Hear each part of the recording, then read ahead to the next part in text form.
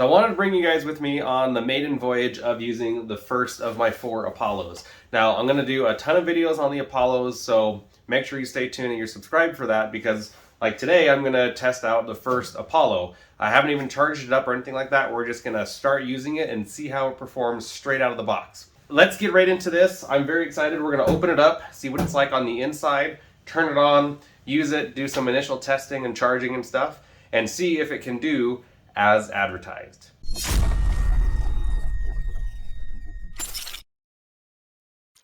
Let's turn it on.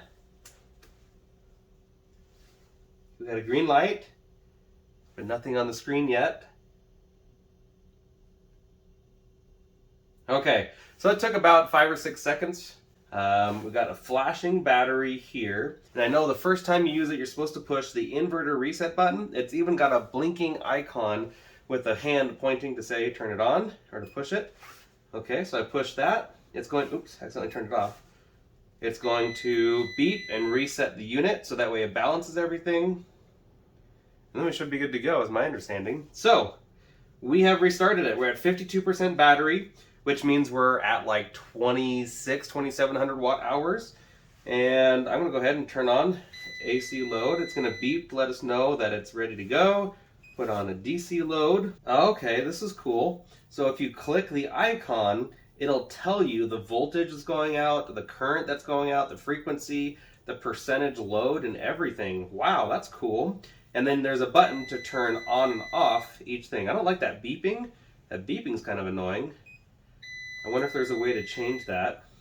But then we've also got PV, 120 volt, and 12 volt, as well as 24 volt DC output over here. So let's just go through this real quick. Let's try information. Okay, so it's saying it's got like a history of how much power it's used, alert history, about. Okay, so this is very similar to like the Bluetti, where it's got this screen here. Okay, there's no next page.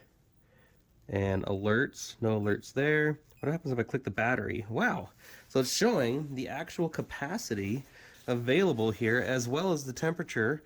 It's definitely cold in here. Wow, so you can just click each of these icons and it's going to show you all of the information for each one of them. That is cool. So let's go to settings. This is AC fast charging, and this is battery first. We can turn on energy saver if we want. So I'm going to try UPS feature. Let's keep energy saver off. We're going to parallel mode. We're not in parallel. Oh, look at that. Single, split phase, and 3-phase right here. That's so cool. We got a language, display, Wi-Fi, but it's cool. You can click the battery and get all this info. I like that a lot. Now, one of the cool features is it does have a wireless charging pad up here. So if I take my phone out of my case, because my phone case is too thick, it starts charging.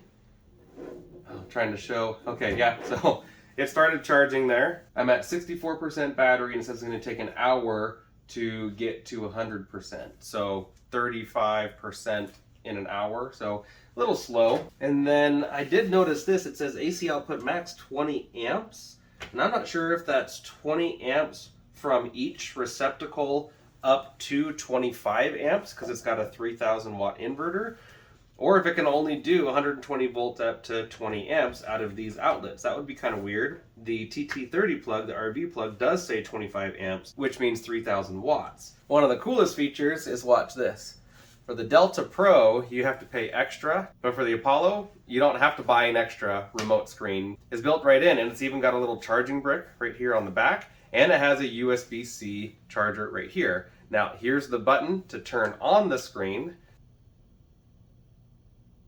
There we go. So you have to click and hold it once you removed it, and we are back up. So there's definitely a delay every time you turn it on for it to calibrate to find out what's going on. So I want to do a test here. The charger up here has red lights when the DC is on. I'm going to turn it off, and now the red lights went off. Okay, I bet this will beep. Yeah, so let's do this. I've got the AC turned off. I've just got a phone charger here with a charger brick. So it's going to be using AC power, not charging. Let's turn it on. See how long this takes. And now it's charging. Okay, this is cool. This works. So if you were in an RV or set up in your house or something like that, it would be really cool to have this up to, I think they said it's up to 60 feet, maybe it's 90 feet, I can't remember, that you can have this mounted anywhere else. And so you can control the unit from a distance, even with just this remote screen. Right off the bat, I want to go ahead and put a heavy load on this. Now we're only at about 26 or 2700 watt hours of battery capacity, but I want to put 3000 watts load. Let's see if we can get close to that. All right, I have no idea how this is gonna work. I have not tested this before. So I've got 3 heaters here. This one only uses about 600 watts, and then each of these use about 1300 watts. And so we'll see how close we can get. I'm gonna go ahead and turn on AC power. Yep, I got a beep there, red light there. Okay, so let's see what this can do. Okay, now it's showing me 573 watts on the screen so far. This is pretty cool that I can just take the screen with me. Let's go ahead and bump it up. Let's see what it does. Now it's 1238 and climbing most likely. I'm going to turn this on. That's on high. If I put this on low, it should use right about 300 to 350 watts. This is a really nice spot to be sitting in my freezing cold garage. Okay, let's see what happens. 2985. Holy cow. I mean, it should be doing this. I'm just excited. That's all I am. We're at 99%. It says we're using 24.9 amps. Let's see what's going to happen here. 2,996 watts right now. 3,005. Okay, we are officially running more than 3,000 watts on this. And it's cool that I can just click the AC load button and it shows me exactly what's going on. Oh, I didn't even realize it. It's pulling air in the front. I can feel the airflow right here. I didn't hear the fans kick on or anything, but it's blowing air right now. I can't even hear it. I want to get into this right now while we're doing this test because we got some time to kill.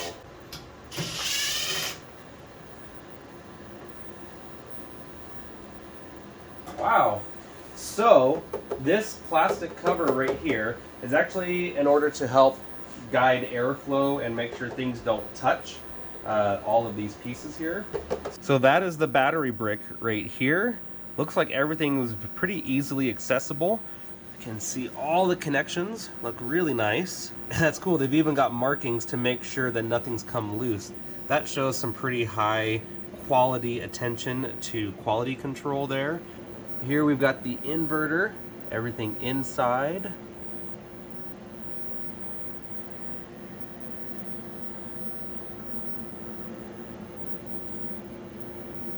And you can see there's another plastic air control piece right in there to make sure that the proper cooling is happening. I want to open up the other side now. And here it is on the other side. So we can see this framework here for holding all the cells in place. Look how much room there is for airflow. This is actually really impressive that they've got all this room here. It doesn't have a strong China smell. That sounds wrong. A lot of electronics have a really strong kind of plasticky, almost like a burning plastic smell. It doesn't smell that great. I don't really smell anything at all. Now they did say that the battery's removable so that way you could make it lighter for putting elsewhere. I have no idea how you would do that. I mean, if anything, it looks like you would undo these and then pull the whole thing out. Yeah, actually, it looks like it's able to slide out that way. So maybe that's how you do it. And then you would just have to be mindful of all these cables here. I definitely wouldn't want to have to deal with unmounting these cables in order to get the battery out. But once it's set up, you really never have to worry about it again. Everything just looks really well placed and everything. This is just impressive. So we're still running over 3,000 watts right now, and now that it's below 40%, it went to orange. That's cool, the battery color changes. So according to the timer on the camera, I've been going for almost 20 minutes and have had zero issues at all. Still pulling in cold air. The air back here is slightly warm now, but it's still very, very quiet. I'm very impressed. And it's just cool that you can take your screen off. So initial test as far as output, definitely a thumbs up. We're doing well, and I'm going to be doing further tests on it to see if it can do this load for a long time, as well as really low loads in the follow-up test. But now we got to check the wall charging capability while it's running. So let me get the wall charger. Okay, and this is in UPS mode. Oh wow, I just saw here, display settings, date and time. Wow, silly me. Brightness, all the way up. That is so funny that I didn't see that there. Wow. Okay, so we've got UPS mode on. I've got the wall charger plugged in. I'm gonna turn it on and see what happens. Okay, so look at this. I'm on the Delta Pro. That is what the extension cord is plugged into. Just to show I'm not lying, there's the extension cord plugged in to the back of the Apollo. And right here it says output 3100 watts. And now I've got the screen for the Apollo, and we're running a 2500 watt load, and there's 540 watts going to the battery. And so you can see these dots going to the battery, and then the battery going to the AC load. So we can see the total load out right here, and then the total power coming in, 3000 watts. And the 5 amps must be referring to what's going into here. But we're outputting 3100 watts off the Delta Pro right now. This is... I don't know what to say. I've just never done this before. This is super exciting. I absolutely love it. It's just cool to finally have a solar generator that does as advertised. This is really cool. Well, it's nighttime right now, so I obviously can't test any of the solar input, but for anyone that orders a kit through poweredportablesolar.com, there's going to be some special stuff as part of that. So if you're interested in getting one of these and you want to go to poweredportablesolar.com, I'll have links down below. But I am very confident in the solar input of this because it's a high voltage setup. And what that means is you have to have 120 volts at minimum, but it can go up to 450 volts, which is absolutely incredible. The next closest voltage is 150 volts, and that's with the Delta Pro, Bluettis, and even the Mango Power E here. And then up to 18 amps. I thought it was 80 amps, but no, the 80 amps is actually the transference of energy going into the batteries. So it's 120 volts to 450 volts and 18 amps for the MPPT charge controller. Now, the big advantage of having high voltage is extremely easy to send over a long distance when compared to amperage. Amperage, also known as current, is not easy to send over a long distance. So even things like 12 gauge and 10 gauge cables are plenty for sending high voltage, especially if you're using only like 11 or 13 amps, which is pretty common in like 200 watt solar panels, which is what I use. So on the next sunny day, I will put that to the test, but I'm very confident that it's good because even the predecessor to this, the MPS3K, had really good solar input. I was able to reach the max 1500 watt input. This is 4000 watts input. The beauty of that, okay, so take this into consideration. This is 11 kilowatt hours. We're just gonna round up, okay? So this is 11,000 watt hours. With 4,000 watts of solar input, I can charge this in basically 3 hours. Now there's 5 solar peak hours in a day, which means I could be running a load, have 4,000 watts of solar input on it, and still within 5 hours achieve 11,000 watt hours of battery refilled. That's going from empty to full. So I'm super excited about that. It is about time that a company puts in a solar input that can truly recharge the whole system very quickly. And that's for each Apollo. So with my 4 Apollos, I'll be able to have 16,000 watts of solar input. Just for comparison, my entire house uses about 21 kilowatt hours a day on average. So 21,000 watt hours. So I would be able to recharge that in like less than 2 hours, which is just crazy. So I've got a lot more solar panels to buy. I'm very excited with how this performed. I'm going to continue doing my testing. Make sure you're subscribed for that because I'm going to be making tons of videos. But honestly, guys, I just love it, of course. And so I'm very excited. I think this is an absolute winner so far. And one of the next videos will be attaching the battery.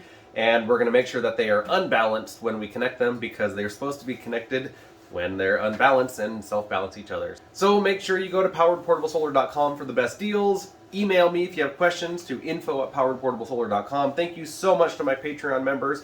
If you want to become a member and get special access to me, you can go to patreon.com/MinutemanPrep. I'll help you in any way that I can. And then, of course, be prepared. That is what this is all about. The grid is getting weaker, and we're using more and more power, and now I personally don't have to worry about even many days of power outages with this system. This is absolutely incredible, and I think I'll even get more batteries with it eventually. So thanks guys, be prepared, see y'all in the next video.